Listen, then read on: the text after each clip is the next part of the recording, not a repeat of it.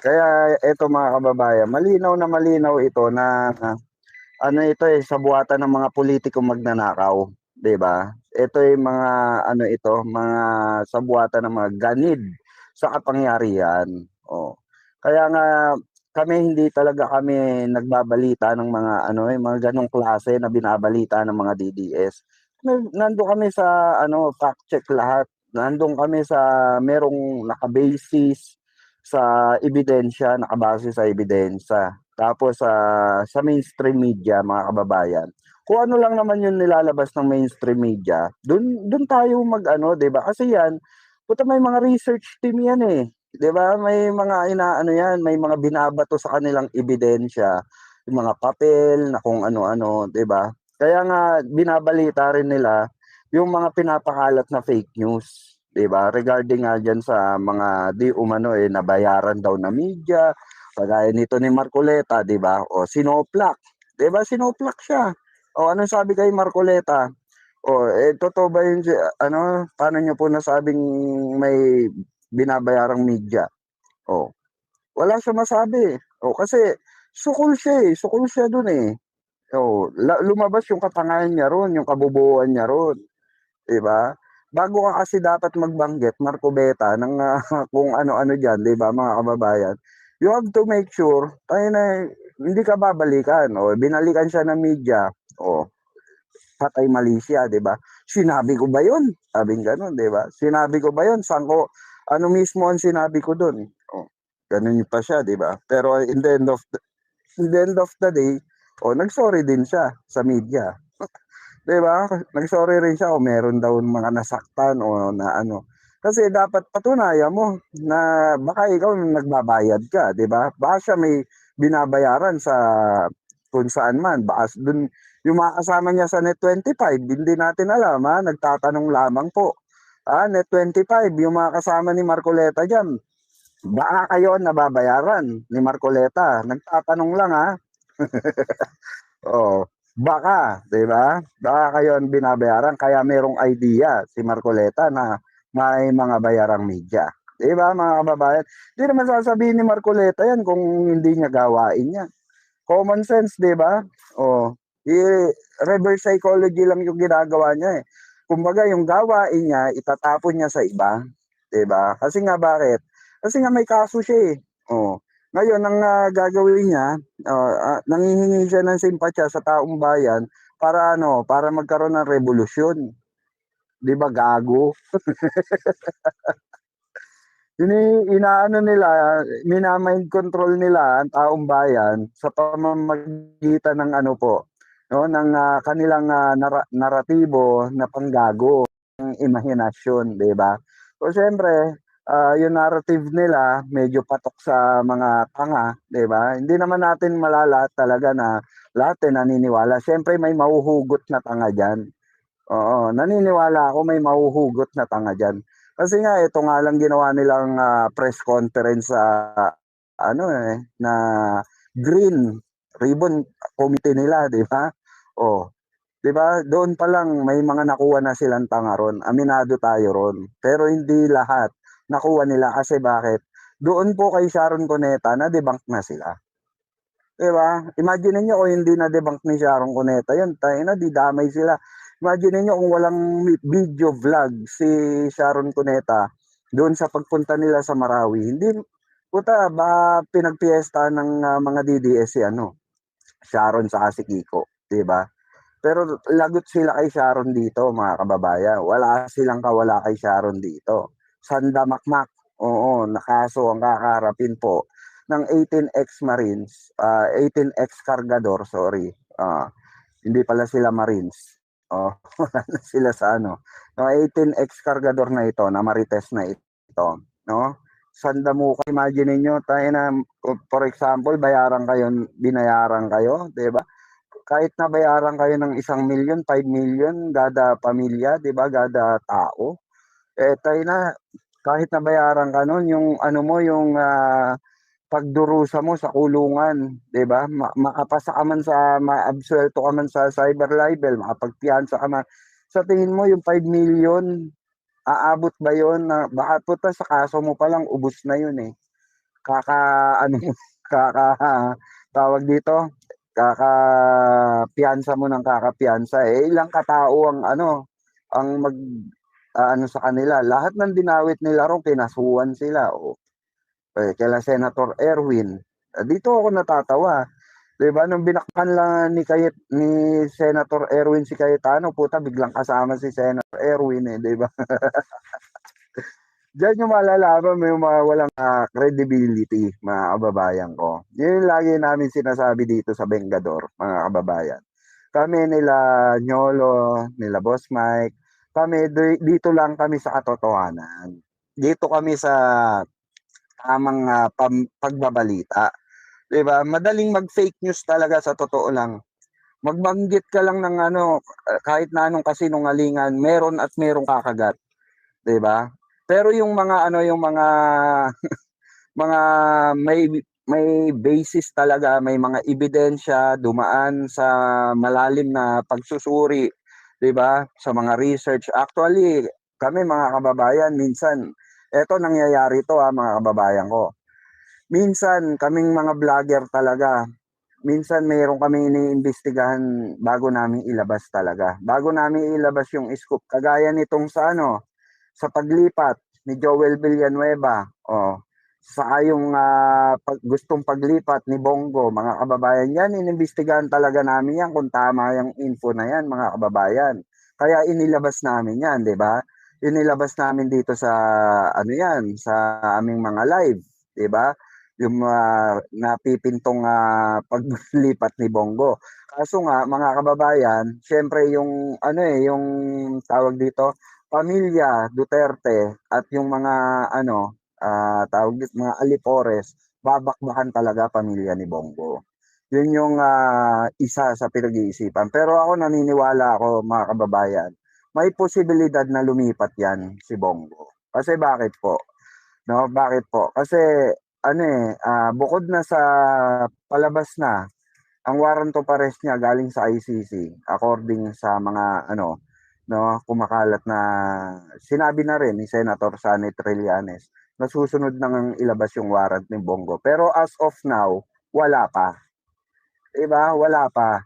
Kaya itong si ano, ito naman si Pulong eh, excited, no? Parang gusto rin niyang panginigin ng itlog, oh, ni Bongo, 'di ba? Gusto na niyang panginigin eh. Kasi bakit? Tinarantado na nga sila kasi kay Bato. So ngayon, syempre, iano na rin niya, 'di ba? I-expose na rin niya na may warrant, secret warrant of arrest na daw si Bongo. Kasi nga bakit? Gusto niya manginig yung itlog ni Bongo, kagaya ng pagninig ng itlog ni Bato, 'di ba? Oh, ako lobat na pala tayo mga kababayan. 4%, ayan. Pero siyempre bago tayo matapos, siyempre isang oras na lang din naman tayo, isang oras. So bago tayo magtapos no maya-maya, mga 9 minutes to go. Eto mga kababayan, tandaan nyo to, maging ano tayo, maging matuto tayong mag-analisa ng tama. Matuto tayong kasi hindi tayo bobo. Okay? Hindi kayo bobo, especially some of you na manonood natin is talagang nakapag-aral, nakapagtapos, 'di ba? At mga siguro may mga top pa sa inyo, may mga cum laude pa sa inyo, 'di ba? May mga top honor pa sa inyo nung panahon na kayo nag-aaral. So gamitin niyo 'yun, mga kababayan. Hindi yung pagka sinabi lang ni ganito, ni ganyan, ganire. 'Di ba mag-fact check din kayo kasi kami mga vlogger din, kami dito sa Bengador, hindi kami nagsasalita, eto to be honest. Hindi kami nagsasalita ng walang fact check. Okay, lagi po 'yan, may fact check po kami palaging ginagawa. At kami ay may mga research team din kami. Ako, kagaya ko, ang editor and researcher ko asawa ko. Oh, shoutout sa asawa ko, ayan. Kukuha na kami ng maleta. Oh, mamaya paldo tayo. Putang ina, maleta talaga 'yan, oh. Well, anyway mga kababayan, 'di ba? 'Yun nga, ano, dapat maging ano tayo, yung public awareness, 'di ba? Importante 'yan na may aware natin yung taong bayan sa mga pinapakalat na fake news, hindi lahat kailangan paniwalaan. Kasi kami basically hindi kami naniniwala sa mga lumalabas din lahat sa social media. Kahit sa mainstream media pa yan, kailangan naming i-ano yan, i-fact check yan kung eto ba, tama ba ito na balita or may basehan ba tong balita, 'di ba? O na kailangan bang i-follow up tong balita na to para ipakalat sa sambayan ng Pilipino. So lahat 'yun inaano namin 'yun mga kababayan. Nagfa-fact check kami. Kaya nga kami ay ano rin, proud din kami sa mainstream media, especially dun sa mga naglalabas lang ng tama. Oh, except sa SMNI. Alam naman natin ang SMNI, 'di ba? Kung gaano kakumag 'yan, mga 'yan, 'di ba? Kung gaano ka toxic, ano 'yan, 'di ba? Biruin niyo naging network na sila bigla, 'di ba? Ikaw ba naman sandamukal yung magpondo sa 'di ba? O sandamukal na politiko ang magpondo sa hindi ka ba sisikat, 'di ka ba lalaki, 'di ba? So eto basically mga kababayan yung ginagawa ng mga ng mga DDS vlogger, common na po 'yan. Very common na.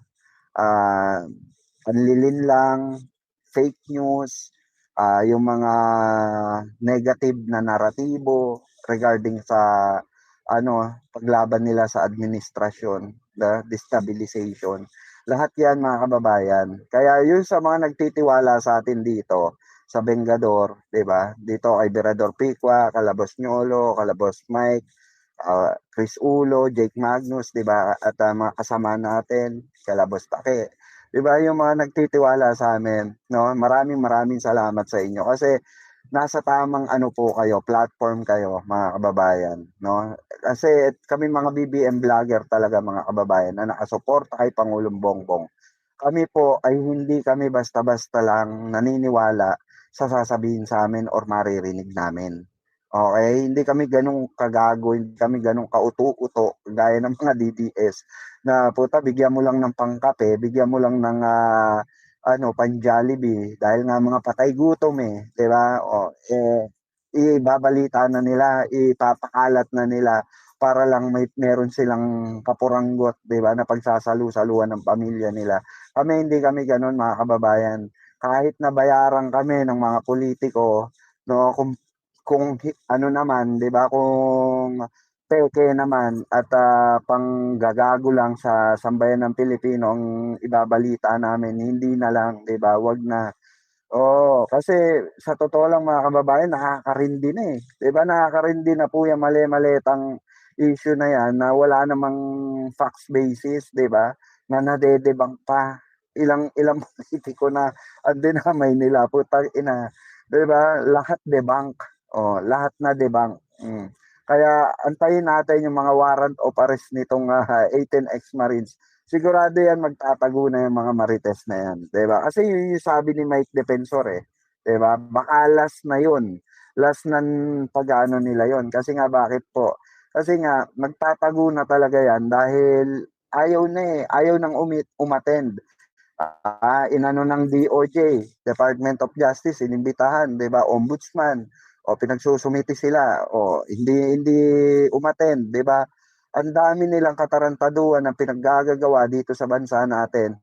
Instead na makipagtulungan sa maayos na pamumuno ni PBBM, bagkus sinisiraan pa po ang ating mahal na Pangulo sa magandang ginagawa ni Pangulong Bongbong Marcos. Kasi nga bakit nasagasaan po kasi sila. Yung kanilang mga katarantaduhang ginagawa ay sinagasaan ni Pangulong Bongbong Marcos, 'di ba? At kay Pangulong Bongbong Marcos lamang po natin natamasa yung pagsugpo sa malawak na korupsyon at nalaman natin na putang ina meron palang ganitong klase ng korupsyon sa flood control sa DPWH na sa buwatan ng mga sindikato. Hindi po birong sindikato yung kinalaban kasi si Digong nga hindi nga niya nakalaban yung mga sindikato na yan. Natakot, umurong ang bayag ni Digong sa mga yan. Kasi malaking sindikato talaga pero si Pangulong Bongbong Marcos, ilan ang kalaban niya? Yun nga yung sinasabi natin mga kababayan. Hindi na natin alam kung sino yung mga kakampi na ni Pangulong Bongbong Marcos dito. Kasi nga halos lahat na niya, 'di ba? Lahat konektado 'yan sa malaking sindikato ng gobyerno. Oh, kaya salute kay Pangulong Bongbong Marcos. Salute na sa talaga, kudos, no, sa pamilya Marcos, no, na pinagbibintangan nila nagnakaw, magnanakaw ang pamilya Marcos, 'di ba? Oh, samantalang kung tutusin mga kababayan, kaya na mayaman pa nga ang Marcos sa ano sa Pilipinas 'di ba? Tapos sabihin nyo magnanakaw si Pangulong Bongbong Marcos, 'di ba? Doon pa nga lang sa mga naipanalo nilang kaso, pre, 'di ba? Oo. Oh. Do pala katunayan na yun, kugado kay Duterte, kugado. Ang malupit yan, ang magnanakaw, yung dating nasa Davao lang. Oo. Ngayon, putek, kita mo, bilyon-bilyon ng pera. Oo, Di ba? Oo. Tangin na, yan ang yan. Nalabat na rin ako. Ito nagsisad ah. Sisisig. Ayan. Yeah. Sabi text na tayo, no? Oo. Tayo na ayaw na umano. Ayaw ko mag-hag. Ganoon mo kasi, oh. Ayan, oh. Ha? Yan. Yan.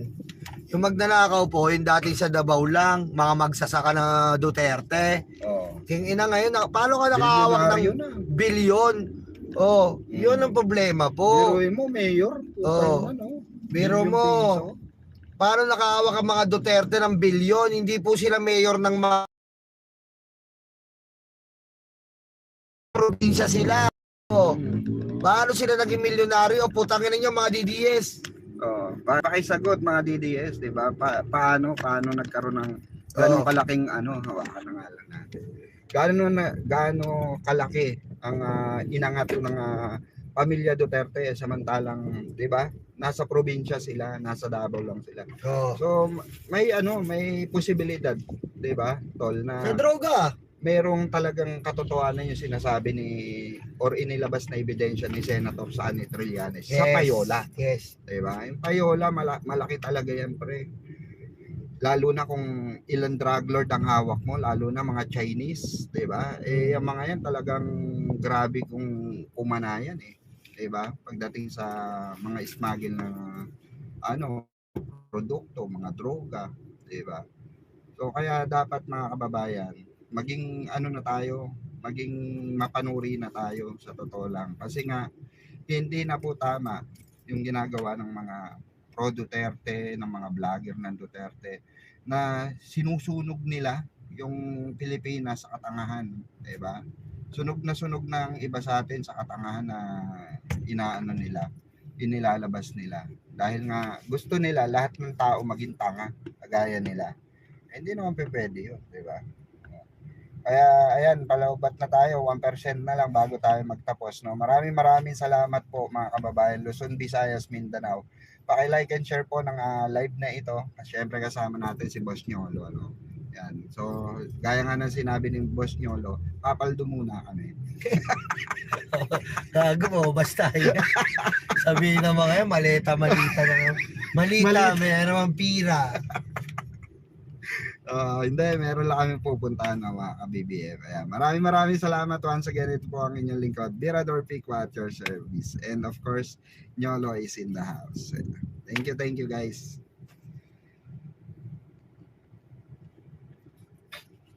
And nakatagal din. Gangster, you know, we do that better than anybody. I bet you got it twisted, you don't know who to trust. So many player hating niggas trying to sound like us. Say they ready for the front, but I don't think they know it. Straight to the depths of hell is where them cowards going. Well, all you still down, nigga, holler when you see me. And let these devils be sorry for the day they finally free me. I got a caravan of niggas every time we ride. Hitting motherfuckers up when we pass by. Until I die, live the life of a boss player.